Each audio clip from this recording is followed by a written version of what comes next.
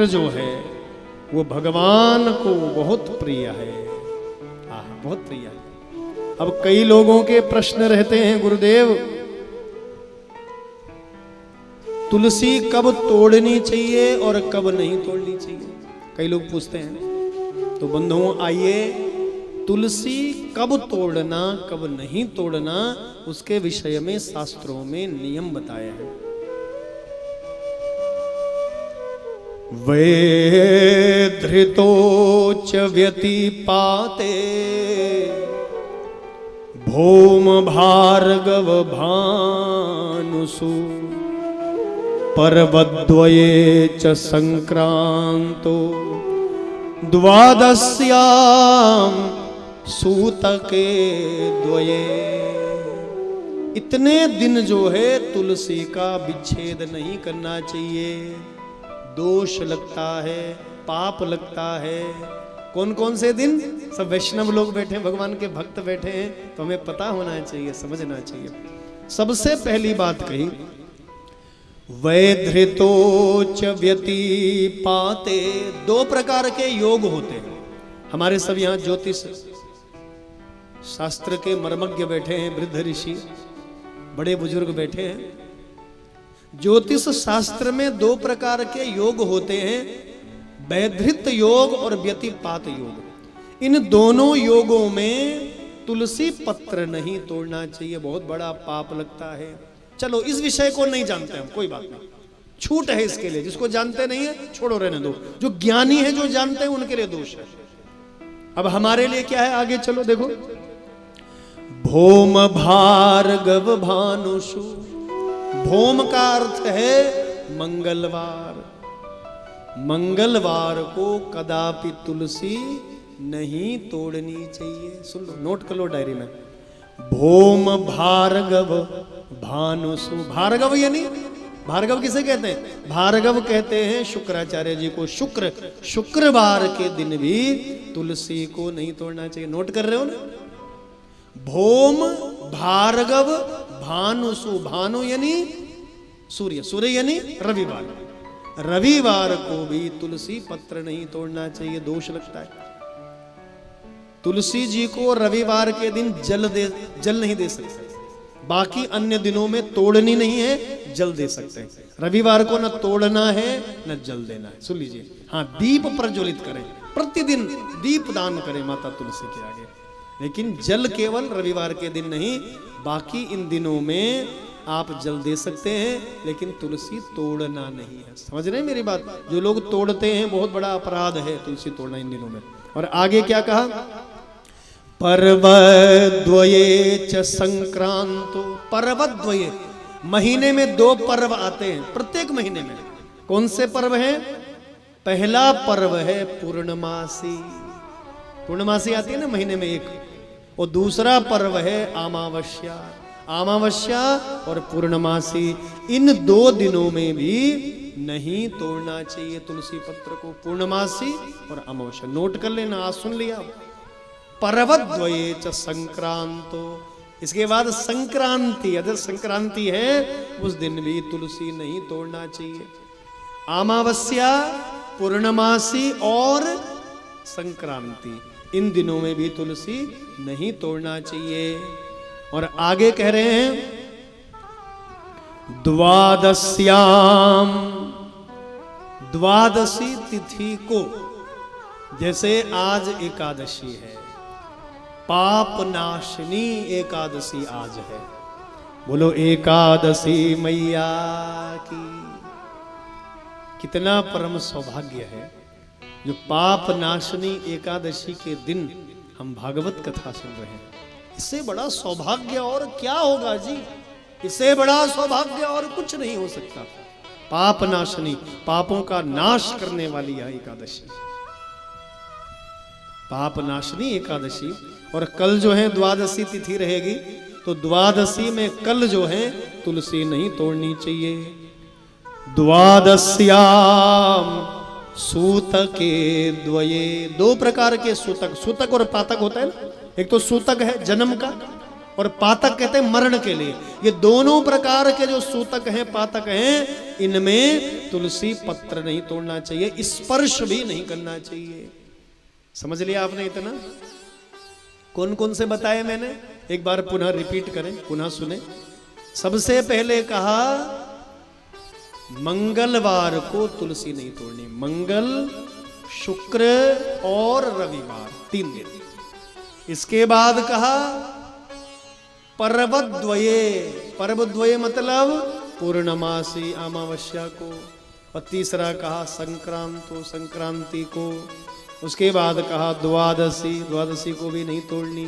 फिर अंत में कहा सूतक के द्वये, 2 सूतक, सूतक और पातक में इतने दिनों में तुलसी जी को नहीं तोड़ना चाहिए। और बंधुओं, तुलसी जी का स्पर्श बिना स्नान के नहीं करना चाहिए। किसी भी देवी देवता का स्पर्श बिना स्नान के नहीं करना चाहिए। कई लोगों को मैंने देखा नहाए नहीं, धोए नहीं, चले गए ठाकुर जी के पास, क्षमा, बहुत बड़ा दोष लगता है। शरीर शुद्ध होना चाहिए। कर्मकांड में शुद्धता और अशुद्धता का विशेष ध्यान है, लेकिन कर्मकांड से जब हम अलग हैं तो नाम लेते रहिए भगवान का, कोई बात नहीं, जपते रहिए, उसके लिए शुद्धता अशुद्धता नहीं है। लेकिन पूजा कर रहे हैं, उसके लिए शुद्धता और अशुद्धता का ध्यान है। स्नान किए बिना कभी भी मंदिर नहीं जाना चाहिए, कभी भी भगवान का स्पर्श नहीं करना चाहिए, दोष लगता है। मंडप में प्रवेश नहीं करना चाहिए, स्नान किए हुए दोष लगता है। तो इसके लिए एक मंत्र आया है, अइष्णात्वा तुलसीं क्षित्वा, अइष्णात्वा तुलसीं क्षित्वा सौपानात् कस तथैव च, सौपानत कस तथैव च सयाति नरकम घोरम। सुन लीजिए अंत में क्या कहा, सयाति नरकम घोरम, वो घोर नरक में जाता है जो जूते पहने हुए। 2 बातें यहां कही, जो जूते पहने हुए भगवान के पास जाता है, तुलसी के पास जाता है। सुन लो कान खोल के, देखो भैया ये प्रमाण है शास्त्रों में।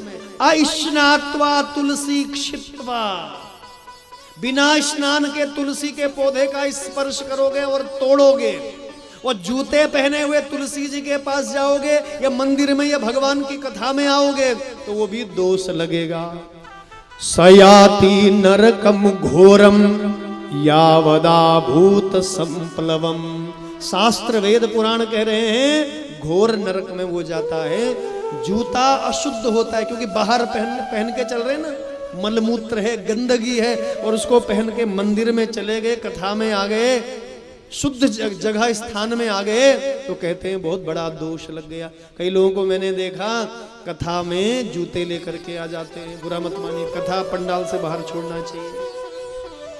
कई लोगों को मैंने देखा जूता बड़ा महंगा है, कहीं चोरी न कर ले कोई, तो नीचे बिछा देंगे, पट्टी के नीचे, टाट पट्टी के नीचे जो दरी है उसके नीचे रख देंगे, ऊपर से बैठ जाएंगे। चप्पल महंगी है, नई चप्पल है, कोई चुरा न ले।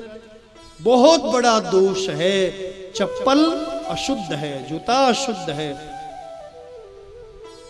सयाति नरकम घोरम यावदा भूत संप्लवम। ये बहुत छोटी छोटी त्रुटियां हैं, गलतियां हैं जो भक्त करता है। जैसे मैंने कई जगह देखा है, जूते पहन के गलती से मंदिर में आ जाएंगे, पाप लग गया। सुन लो आप, दोष लग गया। और कई लोग जो है भगवान के सामने ऊपर बैठ जाते हैं। क्षमा करिए, भगवान के मंदिर में कभी ऊपर नहीं बैठना चाहिए, चरणों में बैठना चाहिए। भगवान की तरफ कभी पीठ नहीं लगानी चाहिए। ये बहुत छोटी छोटी गलतियां। पीठ लगा करके बैठ गए तो बहुत बड़ा दोष लग गया। भगवान के सामने चिल्लाना नहीं चाहिए। कई लोग जो है चिल्लाते हैं, जोर से बोलते हैं। भगवान के सामने किसी और का गुणगान करना, ये भी बहुत बड़ा पाप लगता है। भगवान के सामने केवल भगवान का गुणगान होना चाहिए, किसी और का गुणगान नहीं होना चाहिए। तो ये बहुत छोटी छोटी गलतियां, बहुत छोटे छोटे अपराध जो भक्त करता है और उसको पता ही नहीं लगता है। क्यों? पता ही नहीं चलता है उसको। इसलिए बंधुओं, आज की कथा दर्शन है, भागवत का एक एक मंत्र जो है हमारे लिए परम उपयोगी है, इसलिए इनको जीवन में अवश्य उतारें। भगवान नारायण की जब पूजा करते हैं तो अक्षत नहीं चढ़ाना चाहिए, चावल अक्षत नहीं चढ़ते भगवान को। न अक्षतेर अर्चयेद विष्णु न तुलस्या गणाधिपम न दुर्वया यजे दुर्गाम बिल्भपत्रे भास्करम। भगवान नारायण जब पूजा करने बैठते हैं तो इन चीजों का ध्यान रखना चाहिए। भगवान नारायण, विष्णु या भगवान राम जो नारायण के स्वरूप हैं, भगवान राम है, भगवान कृष्ण है, उनको तिल चढ़ाना चाहिए, अक्षत नहीं। न अक्षतेर अर्चयेद विष्णु, भगवान की पूजा अक्षत से नहीं करनी चाहिए। न तुलस्या गणाधिपम, गणेश जी को तुलसी नहीं चढ़ानी चाहिए, दोष लगता है। नोट करते रहो डायरी में, गणेश जी को तुलसी पत्र नहीं चढ़ता है। न दुर्वया यजेद दुर्गाम, दुर्वा जो होता है ना, दुबड़ू बोल चले, दुबड़ू, तो वो दुर्वा जो है मां भगवती को नहीं चढ़ता है, दोष लगता है। दुर्वा जो है केवल गणेश जी को चढ़ता है, माता भगवती को नहीं चढ़ता, गौरी जी को नहीं चढ़ता दुर्वा, दोष लगता है। और अंत में कहा बिल्भपत्रेश भास्करम, भगवान सूर्य की जब पूजा करते हैं, जल चढ़ाते हैं तो बिल्व पत्र नहीं चढ़ाना चाहिए, वो सूर्य भगवान को नहीं चढ़ता है। तो ये बातें जीवन में उपयोगी है, हमें याद रखनी चाहिए। तो नंद बाबा ने क्या किया है, पूजा करते हैं